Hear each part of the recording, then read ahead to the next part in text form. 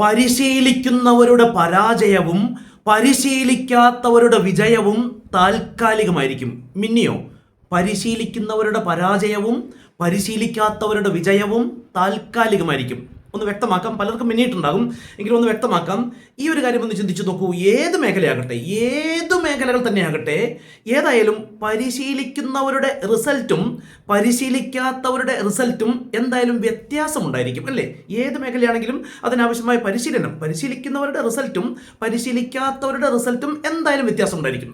അപ്പോൾ അതിൻ്റെ ഏറ്റവും അടിസ്ഥാന പ്രമാണമാണ് പരിശീലിക്കുന്നവരുടെ പരാജയവും പരിശീലിക്കാത്തവരുടെ വിജയവും താൽക്കാലികമായിരിക്കും.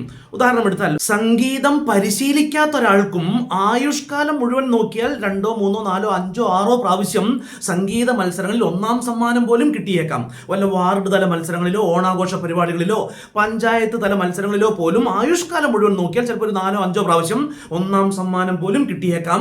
പക്ഷേ സംഗീതം പരിശീലിക്കാത്ത ആ വ്യക്തിക്ക് ആ സംഗീതം ഒരു ആയുഷ്കാല കരിയറാക്കി മാറ്റാൻ കഴിയില്ല. അതിൽ നിന്ന് ഒരു വലിയ ജീവിത വിജയമോ സാമ്പത്തിക നേട്ടമോ ഉണ്ടാക്കിയെടുക്കാൻ കഴിയണമെന്നില്ല.